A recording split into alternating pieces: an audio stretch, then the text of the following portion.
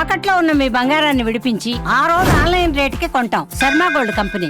నమస్కారం, welcome to Suman TV. నేను గీతాంజలి. ప్రస్తుతం మనతో పాటు భారతీ శంకర పీఠం వ్యవస్థాపకులు, ప్రముఖ ఆధ్యాత్మికవేత్త, బ్రహ్మశ్రీ అన్నవరపు తిరుపతి మూర్తి అవధాని గురువు గారు ఉన్నారు. వారితో మాట్లాడదాం. గురుగారు నమస్కారం అండి. ఓం శ్రీ మహాగణాధిపతయే నమః. గురుగారు, ప్రతి పూజలో ఖచ్చితంగా ఉండేవి కొన్ని వస్తువులు ఉంటాయి. అందులో మనం దీపారాధన చేస్తాము, అగరబత్తి కర్పూరం అన్ని వెలిగిస్తాం, తాంబూలం పెడతాము, ఏదో పళ్ళు పలహారాలు అన్ని సమర్పిస్తాము. ప్రత్యేకించి ఇంకేమైనా నైవేద్యాలంటే సమర్పించి చివరగా చేసే పని ఏమిటంటే కొబ్బరికాయ కొడతాం. అవును. కొబ్బరికాయ గనక బాగా కరెక్ట్ గా సెంటర్ లోకి పగిలితే దేవుడు కరుణించాడు, మన పూజ ఫలించిందనే ఒక ఆనందం ఉంటుంది. అలాగే కొబ్బరికాయ విషయంలో చాలా సందేహాలు ఉన్నాయి, అవన్నీ ఈ వీడియోలో అడుగుతాను మీకు. నాకు ఫస్ట్ ఒక సందేహం అండి, కొబ్బరికాయ కొట్టడానికి అసలు కారణం ఏంటి? దానికి దేనికి నిదర్శనం ఒక కొబ్బరికాయ అనేది? ప్రపంచంలో ఎన్నో రకాల పళ్ళు ఫలాలు ఉన్నాయి.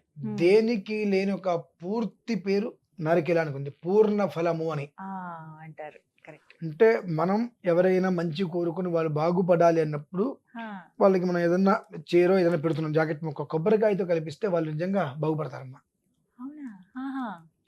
కొబ్బరికాయకి మాత్రమే అంత శక్తి ఉంది. ఒకే ఒక్క విషయంలో కొబ్బరికాయ వలన అన్యాయం జరుగుతుంది, అంటే వంశం లేకుండా పోతుంది. అది తప్పితే ఇంకా ప్రతి విషయంలోనూ కొబ్బరికాయ వలన 1000 రకాల మంచినమ్మ ఉపయోగాలు ఉన్నాయి. అలానే ఒకే ఒక కొబ్బరికాయ వలన తిలా పాపం తలా పిడికెడు. వీరు చేసిన ఒక్క పనికి 100 మంది ఆ పాపాలని అనుభవిస్తూ ఉంటారు. అంటే మంచి చెడు మనిషి జీవితాన్ని ఉద్ధరింపజేసేది పూర్తిగా కేవలం ఒక నారికేలం, కొబ్బరికాయ. చెప్పుకుంటూ పోతే దీని గురించి ఇంత సరిపోతాం, చాలా ఉంది. ఎలా అంటే అమ్మా, ప్రధానంగా మేము ఎన్నో చూస్తూ ఉంటాం. కొబ్బరికాయ కొట్టినప్పుడు మజ్జిగ పగిలితే చక్కగా బా బ్రహ్మాండం నాకు ఏదో కలిసి వచ్చేస్తుంది అని అనుకుంటాం. అటు ఇటు ముక్కలుగా అయితే వెంటనే మనకు నెగిటివ్ వచ్చేస్తుంది. స్వతహాగా మనం మనుషులం కాబట్టి మనకు ఆలోచనలు వచ్చేస్తాయి. కానీ సర్వకాల సర్వావస్థలు ఎందు కూడా కొబ్బరికాయ గురించి మనం తెలుసుకోవాల్సింది ఏదైనా ఒకటి ఉంది అంటే 10 రకాల విషయాలు ఉన్నాయి, ఒకటి కాదు. బొట్టు పెట్టిన కాయ కొట్టడానికి పనికిరాదు, కొట్టిన తర్వాత బొట్టు పెట్టిన నివేదనకి పనికిరాదు. ఈ రెండు మనం ప్రధానంగా తెలుసుకోవాలి. ముందు బొట్టు పెట్టకూడదు, అంటే కొట్టిన తర్వాత బొట్టు పెట్టకూడదు, పెట్టొద్దు. కొబ్బరికాయ తడిపి అసలు కొట్టకూడదు. ఈ 3 మనం తెలుసుకోవాలి. ప్రకృతి నుంచి సహజ సిద్ధంగా వచ్చినటువంటిది నారికేలం. దాన్ని నేనేదో బాగు చేస్తా కడుగుతా అనేటువంటిది విషయం అధర్మమైన విషయం ఒకటి. దానికి నేను బొట్టు పెట్టి కొడతా అనేటువంటిది మరొక అధర్మమైన విషయం. బొట్టు కొట్టిన తర్వాత బొట్టు పెట్టి నివేదన పెడతా. కొంతమంది అది సౌభాగ్యం కదండి, మంచిది కదండి, బొట్టు పెట్టి అందులో చిన్న బెల్లం ముక్కేసి అలా నివేదన పెడతారు. నాలాంటి వాడు ఏమంటాడు, బానే ఉందమ్మా ప్రసాదమే కదా, ఆ ప్రసాదంగా నువ్వు తింటావు కదా, నువ్వు బొట్టు పెట్టినంత నేను మొక్క కోసి నీ చేతులు నువ్వు తింటావా అంట. తింటారా? ఉందని చెప్పి తీసేస్తా. అదేంటి అంటే భగవంతుడికి రాళ్ళు పెట్టినా, రప్పలు పెట్టినా, కుంకుమ పెట్టినా, ఏం పెట్టినా ఆయన తినాలా? ఆయనకి ప్రసాదంగా పెట్టింది అంతవరకు, ఆ మొక్క వరకే, కుంకుమ వరకు నీకు ఇస్తాను, నువ్వు తినవంటే మంతనమా? ఇది ఎక్కడి వరకు మనకి అది మనకు మనం తెలుసుకోవాల్సిన అమ్మా. 2 వచ్చేటప్పటికి చాలా మందిలో పాపం అపోహ. కొబ్బరికాయ కొట్టినప్పుడు అవి కులిపోతాయి, కులిపోగానే చాలా నెగిటివ్గా వెళ్తారు వాళ్ళు. అయ్యో నాకు ఏదో జరగబోతుంది అని చెప్పి. ఎప్పుడైతే కొబ్బరికాయ నువ్వు కొట్టినప్పుడు అది కుళ్ళిపోవడం జరిగిందో, నీలోనో నీ శరీరంలోనో నీ కుటుంబంలో ఉన్నటువంటి కొన్ని రకాల దోషాలు బయటికి వెళ్ళిపోయినట్టే. అవి ఎందుకు కొబ్బరికాయ కొడుతున్నావు? యా ఫలినీర్యా అఫల అపుష్ప యాశ్చ పుష్పినీ బృహస్పతి ప్రసూతాస్తానో ముంచన్వహసః అని కొబ్బరికాయకి మంత్రం కొడుతున్నావు. అంటే అన్ని రకాల రుగ్మతులు నా నుంచి వెళ్ళిపోవాలి తండ్రి, పూర్ణ ఫలంగా నీకు నేను సమర్పిస్తున్నాను అన్నప్పుడు అన్ని రకాల రుగ్మతులు వెళ్ళిపోవాలి. నువ్వు కొబ్బరికాయ కొట్టావుగా, తట్టుకోలేని రుగ్మతులు నీ దగ్గర ఉన్నాయి. ఆ కుళ్ళిపోయింది కాయ, ఆ కుళ్ళిపోతున్న రుగ్మతులు బయటకు వెళ్ళిపోయినట్టే కదా. ఆ ఒక్కటి మనం ఎందుకు గమనించట్లా? చాలా మందికి ఉండే సందేహం ఇదే, కొబ్బరికాయ కొడితే పాపం భయపడుతూ ఉంటారు. కొబ్బరికాయ కుళ్ళిపోతే అది అరిష్టం, ఏదో అరిష్టం వెళ్ళిపోయినట్టు, అరిష్టం వస్తున్నట్టు కాదు, వెళ్ళిపోయిన మన దగ్గర ఉన్నటువంటి అరిష్టాలు దోషాలు వెళ్ళిపోయినట్టు. అది మనం గమనించుకోవాలి. వెంటనే ఇంకో కొబ్బరికాయ తీసుకొచ్చి మళ్ళీ కొట్టి స్వామివారికి మనం నివేదన పెట్టుకుంటాం. కొన్ని చూడండి, చూడటానికి చక్కగా కనిపిస్తుంది, కాయ కొడితే కాయ మొత్తంలో ఎక్కడో కొంచెం ఒక్క చోట అనిపిస్తుంది. అంటే నీ దగ్గర ఏదో ఉంది, ఆ ఉన్నటువంటి దోషం ఈ రూపంలో బయటికి పోయింది. అది నువ్వు గమనించుకోవాలి. అంటే ఇంత దోషం ఉంది బయటికి పోయిందంటే ఇంకోటి ఏదో ఉంది కాబట్టి దానికి మనం ఆ ప్రత్యామ్నాయంగా మనం ఏం చేయాలి అనేటువంటి విషయాన్ని నువ్వు అర్థం చేసుకోవాలని చెప్పి భగవంతుడు నీకు సూచించాడు. అలాగే కొబ్బరికాయ కొట్టగానే ఒక పువ్వు వస్తుంది, వంశం నీకు ఏదో అద్భుతం జరగబోతుంది అనేటువంటిది. కానీ కొంతమంది చేసేటువంటి పనులకి వంశాలు పోతున్నాయండి. ఏమిటి గురుగారు? భ్రూణ హత్య అంటే ఏంటండి? మనం భ్రూణ హత్య అబార్షన్స్ అంటాం. ఒక కొబ్బరికాయకి చుట్టూతో పీచు ఉంటుంది, ఆ పీచు మొత్తం తీసేస్తున్నప్పుడు ఒక్కొక్కసారి ఆ పువ్వు ఆ పీచు మధ్యలో మనకు కనిపించదు. అవును, మనకు కనిపించదు, మనం కొబ్బరికాయ కొట్టేస్తాం. దానివల్ల ఎలాంటి ప్రమాదము లేదు, పువ్వు వస్తుంది, అది మనకు యోగం.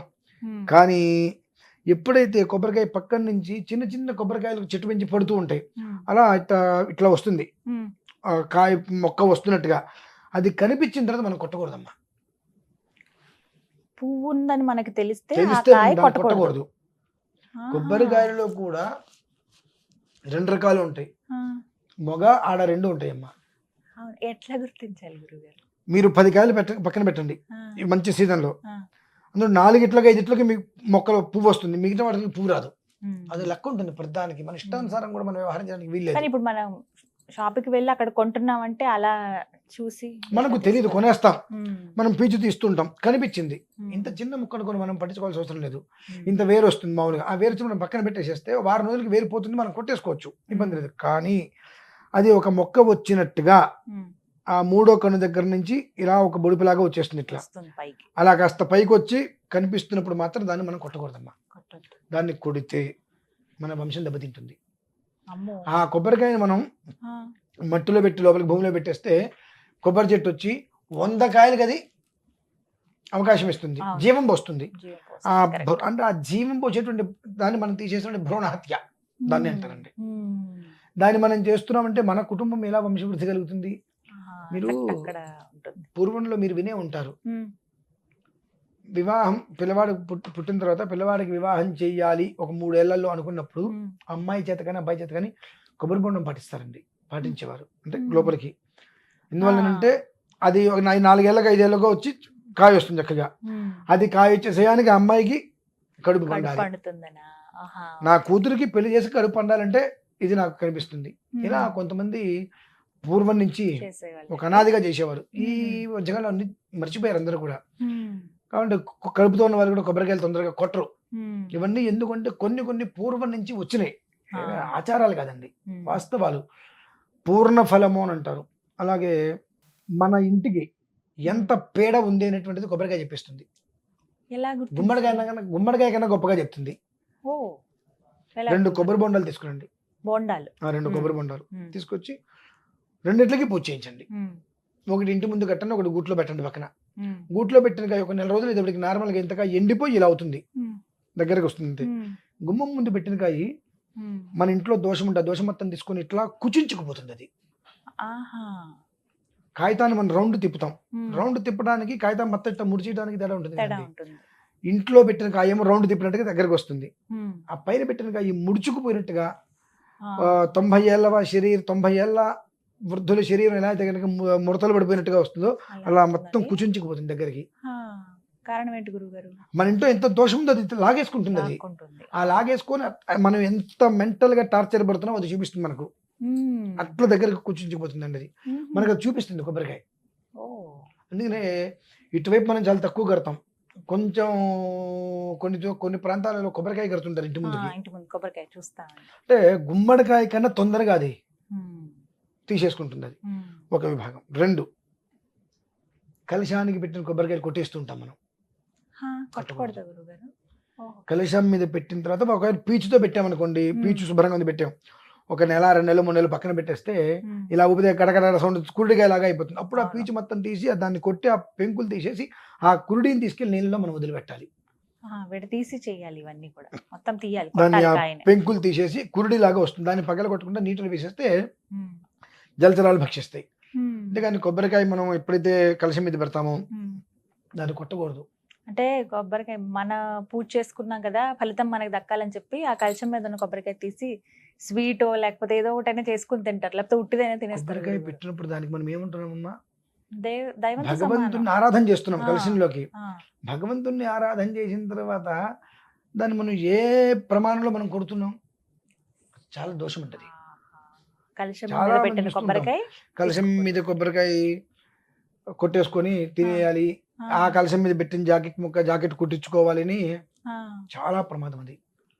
ఓ. కలశం మనం పెట్టాము అంటే ఆ కలశం నువ్వు ఏది పెట్టావని కదా, మొత్తం ఆ కలశం పంతులు గారికి ఇచ్చి పంపించేసేయాలి. మ్మ్హ్మ్. మనం కలశం మీద మండపం మీద పెట్టింది ఏది మనం వాడకూడదు, వాడొద్దండి. అసలు ఒకవేళ వాడకూడదు. అయ్యగారు అందుబాటులో లేకపోతే ఇంకో దేవాలయంలో ఇచ్చేయటం. ఇచ్చేయాలంతే. కొబ్బరికాయ, ఈ కొబ్బరికాయ దగ్గర పెట్టుకొని ఇంకో కొబ్బరికాయ ఇచ్చేసేయాలి వాళ్ళకి. మ్మ్. ఈ కొబ్బరికాయ నువ్వు పక్కన పెట్టుకొని ఓ నెలకు 2 నెలలకు ఇలా ఊపినప్పుడు గడగడ సౌండ్ వచ్చింది, ఓకే కురుడికాయ అయిందని చెప్పి ఆ పెంకు తీసి పక్కన పెట్టేసి ఆ కురుడిని తీసుకెళ్లి నీళ్ళలో వేసేయాలి. నీళ్ళలో వేయాలి. దీనికి మన వాళ్ళకి అత్యుత్సాహం ఎలా ఉంటుందంటే అమ్మా, మ్మ్. ఇలా సౌండ్ రాగానే దాన్ని పగలు కొట్టేసేసి వచ్చే చెత్త కూడా వేసేస్తారు తీసుకెళ్ళి. మ్మ్. ఈ కొబ్బరికాయలో మళ్ళీ మన దగ్గర విపరీతమైన దోషం ఉంది అన్నప్పుడు అది కురుడి కన్నా ఎండిపోతుంది మొత్తం, లోపల నీళ్ళతో సహా ఎండిపోయి పొడి పొడిగా మొత్తం బూజు పట్టేసి పొడి పొడిగా అయిపోతుంది మొత్తం అంతా. అది అవును. కుళ్ళిపోయినట్టుగా వచ్చేస్తుంది, బూజు పట్టేస్తుంది మొత్తం అంతా. మ్మ్. ఇలా మనం ఊపినప్పుడు కచకచ సౌండ్ మ్మ్. అలా వచ్చిన దాన్ని అగ్నిహోత్రంలో వేసేయాలి. ఆహా. దాన్ని తీసుకెళ్లి గురుగారు చెప్పారు కాబట్టి నేను నీళ్ళలో వేస్తానంటే అవి తినడానికి వచ్చి ఆ జీవరాశులు చనిపోతాయి. మ్మ్. అగ్నిహోత్రంలో వేయాలి. ఒక కొబ్బరికాయ మనిషి నిట్ట నిలువు జీవితాన్ని తేల్చేస్తుందమ్మా. శాసిస్తుంది అంతే. ఒకే ఒక కొబ్బరికాయ. అందుకనే ఏ ఫలము లేకపోయినా పూర్ణ ఫలాన్ని దానంగా ఇవ్వండి. మ్మ్. పెళ్ళప్పుడు చూస్తున్నారుగా కొబ్బరికాయ పెట్టే మనం, అవును. ఎందుకండి ఏ గుమ్మడికాయలు లేవా, పుచ్చకాయలు లేవా, లేదు, కొబ్బరి పంపర బొండమే పనసకాయలు లేవా, పెడతారు. చాలా ఉన్నాయి కదా. కానీ కొబ్బరి బోండా అనుకున్నటువంటి విలువ, మ్మ్. ఇంకా చెప్పాలంటే తాంబూలాలు ఇచ్చేటప్పుడు కూడా దాదాపుగా అందరూ కొబ్బరికాయలు ఇప్పిస్తారు, కొబ్బరి బొండాలు ఇప్పిస్తారు. బొండాలు పెడతారు. దానికి మించినటువంటి శక్తి, వంశ వృద్ధిని తీసుకొచ్చేటువంటిది, మనిషి జీవితాన్ని నిట్టనిలో నిలబెట్టేసేటువంటిది. మ్మ్. ఏదన్నా కాస్త తేడా చేస్తే వంశాన్ని కూడా తీసేసేటువంటిది కేవలం కొబ్బరికాయ. కొబ్బరికాయ ఒక్కటే. మ్మ్. మన ఇంట్లో నిత్యం నైమిత్తికం 2 విధానాలు ఉంటాయి పూజలు. మ్మ్. నిత్య విధానంలో కొబ్బరికాయ కొట్టక్కర్లేదు కానివ్వండి, నైమిత్తిక విధానంలో కొబ్బరికాయ లేదు అంటే పూజ పనికిరాదు. అంటే ఏవి గురువు గారు వ్రతాలు అవి చేసినప్పుడు వ్రతాలనే కాదు, ఆ, ఇవాళ పౌర్ణమి, ఇవాళ ఇంట్లో చిన్న హోమం చేద్దాం అనుకుంటాం, ఆ. గణపతి పూజ కొబ్బరికాయ కొట్టాల్సిందే. మ్మ్. కొబ్బరికాయ కొట్టకుండా నీకు పూజ. ప్రతి శుక్రవారం రోజు నాడు శుక్రవారం చాలా షాపుల్లో శుక్రవారం పూజలు జరుగుతాయి, కొబ్బరికాయ లేదా పూజ పనికిరాదు. అది మ్మ్. నైమిత్తికంగా జరిగేటువంటిది. అంటే వారానికి ఒకసారి ఒక పూజ చేద్దాం అనుకున్నప్పుడు దాని కొబ్బరికాయ లేదా అది పనికిరాదు. మ్మ్. 2, దీంట్లో దోష పాపాలు చెప్పంటారండి. మ్మ్. చాలామంది నాకు ఈ ముక్కు తీరితే నేను 100 కొబ్బరికాయలు కొడతా, 200 ఆ, కొబ్బరికాయలు అలా కొడతా మొక్కుకుంటారు గురువు అని గారు. అంటారు. 100, 108 అలా. ఎప్పుడు కూడా వీళ్ళు కొట్టే దాంట్లో కూడా ఎత్తి వేస్తారు. మాది ఎంత పాపమో, జీవితం ఛిద్రం అయిపోతుంది. అమ్మో. కొబ్బరికాయని ఎత్తి ఎప్పుడు కొట్టకూడదు. మ్మ్. ఇంటి ముందు కొట్టినా సరే కర్పూరం పెట్టి తిప్పినా కర్పూరం తీసి ఇట్లా కొట్టి అటొక ముక్క ఇటొక ముక్క పెట్టాలి. నువ్వు మ్మ్. ఎత్తి కొట్టావా, కొంతమంది అంటారు గట్టిగా వేసి కొట్ట, ఎన్ని మొక్కలు అయితే అంత మంచిది అంటారు. మ్మ్. అంత ఛిద్రమవుతుంది బ్రతుకు. అమ్మా. మ్మ్. ఇవి 100 కొబ్బరికాయలు 1000 కొబ్బరికాయలు మొక్కుకుంటారు, టపట పటపట ఎత్తి కొట్టేస్తూ ఉంటారు. ఫాస్ట్ గా కొట్టేస్తారు. అవును. ఒక కొబ్బరికాయ కొట్టు, 2 కొబ్బరికాయలు కొట్టు, 5 కొబ్బరికాయలు కొట్టు. మ్మ్. ఆ కొట్టినటువంటి 10 కొబ్బరి చిప్పల్ని 10 మందికి ప్రసాదంగా ఇచ్చేసేసి మ్మ్. అస్తమానంలో అది ప్రసాదంగా నువ్వు తినేయగలగాలి. మ్మ్. దాన్ని మొక్కలు చేసి నేను పచ్చడి చేసుకుంటాను, కొబ్బరిలో చేసుకుంటా అంటే అది దోషానికి మ్మ్. కారకం అవుతుంది. మ్మ్. 3, 100 కాయలు 200 కాయలు 300 కాయలు నువ్వు కొడుతున్నావు, ఆ చెప్పులను అక్కడ వదిలేసి వెళ్ళిపోయావు. మ్మ్. దానికి ఎవరో కాంట్రాక్టర్ ఉంటారుగా, వాడితే ఆ కొబ్బరి చిప్పలు మొత్తం తీసుకెళ్ళి ఎండబెట్టుకుంటున్నాడు. దాన్ని ఎండబెట్టిన తర్వాత ఆ ఎండు కొబ్బరి చిప్పలు తీసి నూనె తీస్తారు. నూనె తీస్తున్నాడు. ఆ నూనె ఎంతమంది తలకి రాసుకుంటున్నారు చెప్పండి. ఆ కొబ్బరి నూనె ఎంతమంది తలకి రాసుకుంటుంటే నువ్వు ఒక్కడివి అంటే మీకేదో సమస్య వచ్చింది, ఆ సమస్య నుంచి బయట పెడితే నేను 100 కొబ్బరికాయలు నేను కొడతా అని చెప్పి ముక్కు తెరుచుకుని నీకేదో సమస్య బయటపడ్డా అని చెప్పి 100 కొబ్బరికాయలు కొట్టుకుంటే ఈ సమస్యకి ఎంతమంది కారకులు, ఆ దోషం ఎంతమందికి అంటిస్తున్నాగా, అంతమందికి అంటించిన దోషం మళ్ళీ తిరిగి మనకే వస్తుందిగా. చిన్న ఆలోచన మనం ఎందుకు చేయమండి. మ్మ్. నేను చాలామందికి చెప్పాను, మీకు ఏదైనా చేద్దాం అనుకుంటే వాళ్ళకి మీకు 2 దోషాలు పోతాయి. నేను రేపు లక్ష్మీ గణపతి యాగం ఒకటి చేస్తున్నా. ఆ. ఆ లక్ష్మీ గణపతి యాగం ఏంటి, ఎండు కొబ్బరి చిప్పలతోటే, ఆహా. కొడకలు. ఎండు కొబ్బరి చిప్పలతోటే 1,00,000 మోదకాలు, మ్మ్. 1,00,000 మోదకాలు, 1,00,000 కొబ్బరి చిప్పలు. ఆ. ఇంతవరకు భూమి మీద ఎవరు చేయలేదమ్మా. మ్మ్. చాలా ఘనంగా 15 రోజుల వ్యవధి, 12 రోజులు ప్రోగ్రామ్, మ్మ్. 1,00,000 మోదకాలతోటి 1,00,000 ఎండు కొబ్బరి చెప్పంటే ఇప్పటివరకు ఎవరు చేయలేదు. ఆ విధానాన్ని నేను చేయాలని చెప్పి సంకల్పం చేశాను. అటువంటిప్పుడు ఆ ఎండు కొబ్బరి చెప్పల్ని నూనె చేసి తలకి పెట్టుకొని ఆ దరిద్రాన్ని నెత్తికి పెట్టుకునే బదులు ఈ ఎండు కొబ్బరి చెప్పల్ని హోమంలో వేయటం వలన వాళ్ళ దోషము పోతుంది, మన పాపాలు పోతాయి. పాపానికి నిష్కృతిని చూడాలి మనం, పాపాన్ని కొనుక్కునే విధానం చేయకూడదు, మళ్ళీ తిరిగి తెచ్చుకోకూడదు. ఇవన్నీ చేస్తూ ఉంటారు. నేను వ్రతానికి తొందరగా ఎవరికి వెళ్ళమ్మా, ఎందుకంటే తెలిసి నేను పాపం చేస్తానని బాధ నాకు. చెప్తాను, నేను వ్రతం చేయించడానికి రావాలి అని అంటే ఒక 4 గంటలు మీరు టైం తీసుకోండి అంట. గంటల్లో అరగంటలో అవ్వదు సత్యనారాయణ స్వామి వ్రతం. 4 గంటలు ఖచ్చితంగా పడుతుంది, సమయం తీసుకోండి. 3 కొబ్బరికాయలు తెచ్చుకుంటే 4వది వద్దు అని చెప్తా. ఎందుకండి? కొబ్బరికాయలు కొట్టి 10 మంది వస్తే అందరికి ప్రసాదం ఇచ్చి రాత్రి లోపల తినేశారా, ఓకే, సంధ్యా సమయానికల్లా కొబ్బరికాయలు మొత్తం కొట్టేసేసి అవి తినక వాటిని ఫ్రిడ్జ్లో పెట్టి 2వ రోజు మొక్కలు చేసుకొని, ఎంత పాపం అంటే ఇది. మీరు 3 కొబ్బరికాయలు తెచ్చుకోండి, పూజకు ఒకటి కొట్టండి, గణపతి పూజకు ఒకటి కట్టండి, స్వామివారి అభిషేకానికి ఒకటి కట్టండి, 5వ గదకు ఒకటి కట్టండి, లేదా పూజకు ఒకటి కొట్టండి, మొదటి గదగా ఒకటి కట్టండి, 5వ గదగా అంతే. ఇంకో 4వ కొబ్బరికాయ మీరు తేవద్దని చెప్తా. కాదండి 5 గదలకి 5 కొబ్బరికాయలు కొట్టాల్సిందే కదండి, పూజకు ఒకటి కట్టాల్సిందే కదండి, పంచామృతాలు ఒకటి కావాలి కదండి, 6 కాయలు కావాలి కదండి, వాళ్ళ ఇంటో వస్తారండి, వీళ్ళు ఒకళ్ళు ఇస్తామండి, వాళ్ళు ఒకళ్ళు తెస్తారండి, 10 కొబ్బరికాయలు తెస్తారండి.